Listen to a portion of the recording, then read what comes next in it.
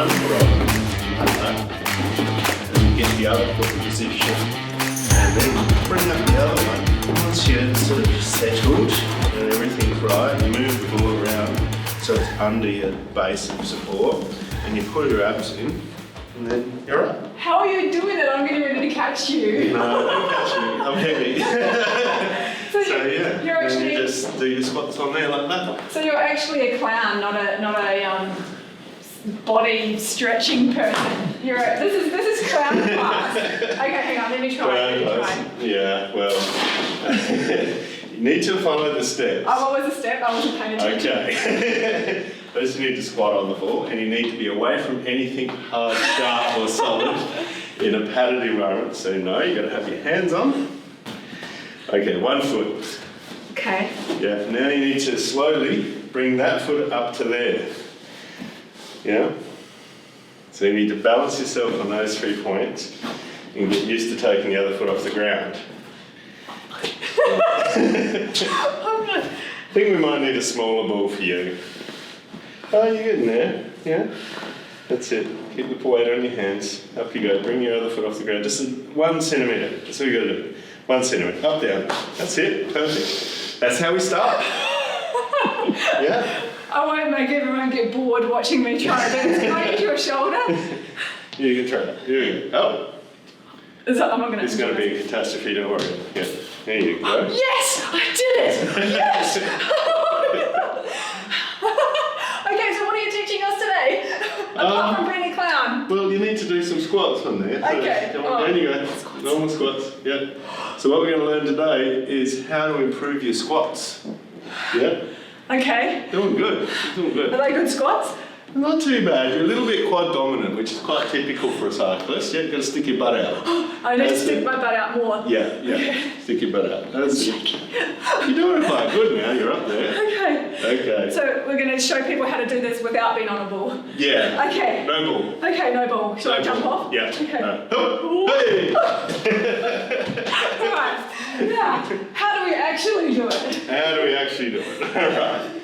First you need to be flexible.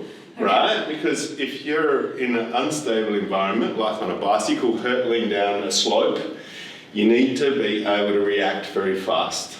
Okay? If you stiffen up and freeze up in those corners, what happens? Straight off the edge, straight into the wall. So flexibility allows us to switch off the muscles just as much as switch them on. So it gives you a larger parameter, a larger scope to switch on and off appropriately to counteract what you got to do in descent especially, or at speed. So it helps your reflexes build. Does it then feed your brain so your brain can respond more quickly? It's what your body responds to. Yeah, because if you're stiff, you're fighting yourself. Okay, so that slows down your response times. So martial artists have to be really flexible, okay, because they need to be lightning fast responders, same as dancers, same as gymnasts, and that's who I'm used to working with. So, and it really applies to cyclists, especially the downhill guys I work with in Europe. We get into it? Let's do it. All right, so we're going to look at another one that's really common for cyclists today, and that is the glutes and the inner part of the thigh and how we stretch that. So I'm going to show you first up. We'll come down like this and into the position we were before. So this stretch follows on from the last one, and keep it all simple for you guys, help you remember. And then what you want to do is put your elbow, ideally, on the mat next to you, okay? And here we can also change the angle of the knee, so we can stretch the various different aspects of those adductors.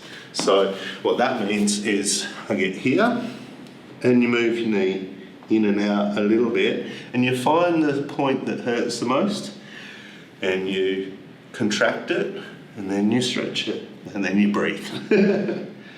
Okay, let's go. So it's just how it's like, okay. It's like, so what was I doing? Come on down. You're so flexible. Okay, so. Well, it's just training. It's like riding your bike. You're so fit. Do people say that to you all the time? Yeah. Why? Because you do it a lot. True. You do it regularly. Okay. So it's important to have breaks too, though, not overdo it. Same with flexibility. So let's step forward a little bit further. Okay. Now let's put this elbow down here on the floor. And so why did you make me step it forward? Is that just to Just to lower allow, it so it's easier? yeah, well, it makes it a bit easier, but more importantly, it accounts for this. We don't want too strong an angle on your knee, Okay. you know? So we want the knee to come out to about 90 degrees. Okay, so that needs to be Yeah, like nice that. and straight. Okay, now try and put your elbow down here. I like how you said try. Can I use this to balance Of myself? course you can. Okay. There you go. Yeah, come forward. I don't think Bring I your can. hip forward more. I think I can go. Elbow there, elbow there. Did it! I'd hate to see you in a criterium race. It'd be terrible cheat. Eh? Come on, there you go. I can't reach That's it. all right. That's a good start. Okay, now we waggle the knee left and right. How does that feel? I can feel it all through here. Yeah, and those muscles often cramp up when we're doing those longer rides, don't they? Yep. So Yeah. yeah, it's through this one. Yeah. Like right in here. It's, Right in there. Oh, and That's then it. up around here. Yeah. Yep. So it's dealing with the glutes insertions, the hamstrings. It's Yeah. dealing with the adductors. Yeah, and a lot of people don't even know they're tight in this area. Yeah. And that's even without putting my elbow down. That's just Yeah. even getting as low down as I can go. Yeah, and so let's go back so we contract a little bit, and then relax. Come on down again. Come on down. Yeah. Elbow there. Go kiss your foot. I can't even bring it back up here. Like that's. Oh, guys, this is really good. It's really good. Like it hurts, but you know, not that that hurt that's like you can feel it doing something in here and stretching and stuff that you don't normally do, like when you're getting a massage. But yeah, Yeah. but the others, you're doing it to yourself. It can become addictive stretching. It does release endorphins as well, like exercise. Yeah. Yeah. Yeah, I can feel. Is that it? That's it. That's that one. Yeah, and then we'll get on to the next one after. Well, let's try your other leg. Side, It's yeah. lovely, lopsided. You'll be running around in circles all day. So there, That's right. Yeah. and then Yeah. basically just bring this down. That's it. But really, yeah, bring your pelvis forward as you go. Yeah, have that's that it. straight up and Yeah, down. Yeah, that's it. And I can really feel it, like the stretch all through here. Yeah, like Yeah. it's, yeah.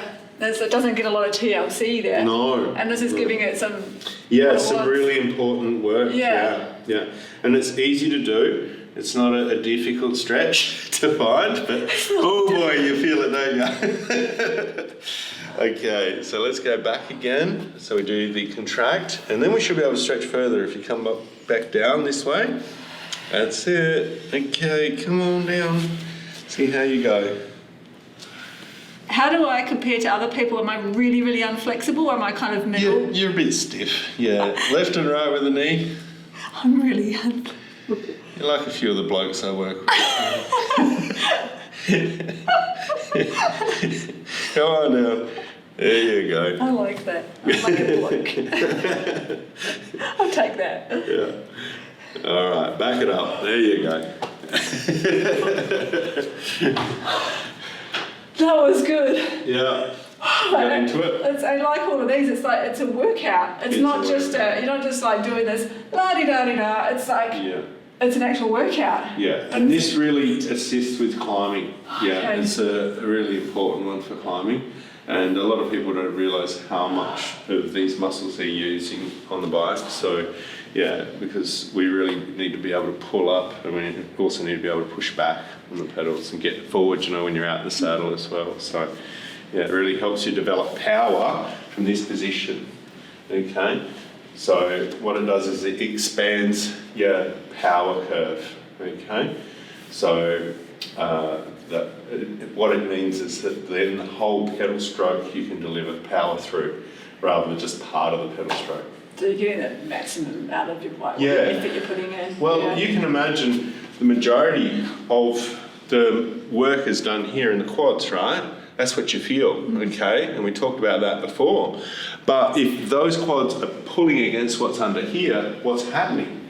You're fighting yourself, okay? So, yes, it's painful to take away the tension on the opposite side, but ultimately, that's how we improve our speed, and that's how we improve our performance, and that's how we also improve our reaction times. Yeah, and when I was saying it feels like I'm giving my muscles some TLC, like it literally feels like that. Like it was hurting, but they were loving it. It was like, Yeah. yes, yeah, Yeah. they want more of that. Well, it's a really good sort of self-help, self-care thing that you need to do as part of being an active person, as part of being an athlete, especially.